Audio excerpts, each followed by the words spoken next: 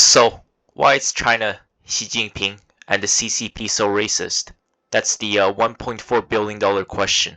Let me break this point down for you guys. So, things are more complicated than you think. For me, in a way, China has to be racist in some form to keep the country and keep its 1.4 billion people under control.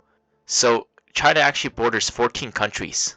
These countries include Afghanistan, Bhutan, India, Kazakhstan, North Korea, Kyrgyzstan, Laos, Mongolia, Myanmar or Burma, depending on where you're from, Nepal, Pakistan, Russia, Tajikistan, and Vietnam. So I'm sure one thing you guys have noticed, many of these countries on the list, for example, Nepal, are extremely poor. And there's also a country like Burma or Myanmar, who's in complete chaos right now, ever since the coup that took place a couple years ago by the military. So just think about all the chaos at the US-Mexico border, especially when Biden first took office, stating that he will reverse all the immigration and refugee policies from the Trump administration, and all the chaos that's caused. I give Biden a score of F in terms of the US-Mexico border control there. Just a complete shit show. So I want to compare some numbers. Let's, for example, look at the two most populous countries in the world. By the way, India is on the verge of overtaking China at some point this year. This is mainly due to China's rapidly falling birth rate. I will discuss that in a later video. So let's look at especially women. I think that's the most important point to look at. So life expectancy right now for Chinese women is 81.3 years. Now sources may vary, but they're pretty close, within a year or so. Literacy rate for women in China, it's over 99%. Our retirement age, yes, this might surprise you. So for men, it's usually between 60 to 65. But for women, that's almost universal. It's almost always set at 55. Yes, and you can retire at 55 with a full pension. But this could change with China's rapid aging population in the next few years. So let's compare to India.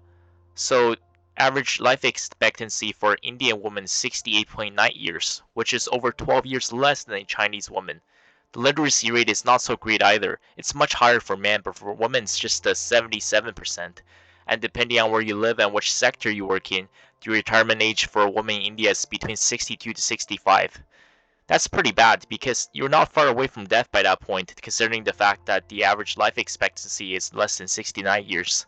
And this is just India, who is not doing terrible in terms of its economics and its world standings.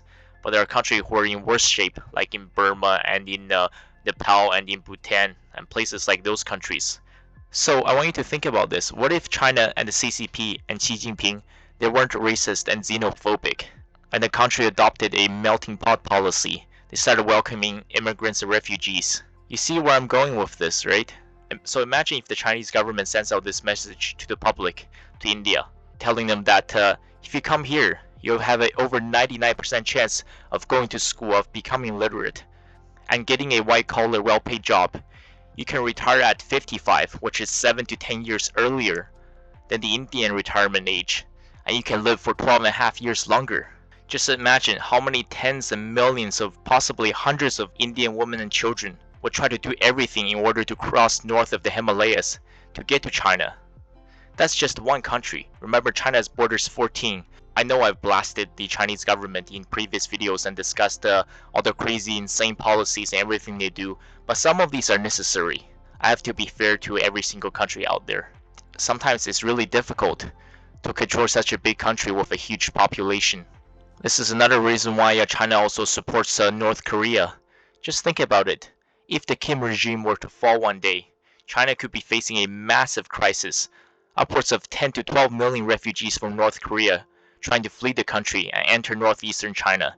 The chaos will be 10, 20, 30 times worse than the chaos right now at the US-Mexico border. It is going to get completely out of hand.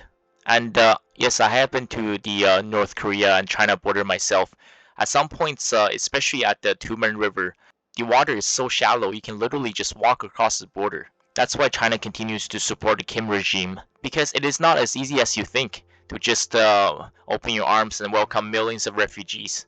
Look at all the issues Germany has had. I agree, CCP has a lot of controversial policies. I'm sure you guys have all seen the chaos during the 3 years of COVID, and also the fact that they introduced the social credit system quite a few years back. I remain neutral on the social credit system. I will discuss it in a later video. I think sometimes it's necessary. It's not easy to manage 1.4 billion people. To be human sometimes is hard. It's a simple fact. So up next, I will talk about what happens to Chinese people that disappear. And up next is my interview with a couple of Gen Z US Canadian students on the challenges facing the next generation: dating, sex life, dealing with inflation, racism, LGBTQ, woke and cancel culture, etc. So thank you guys so much for watching the video. I will see you in the next video.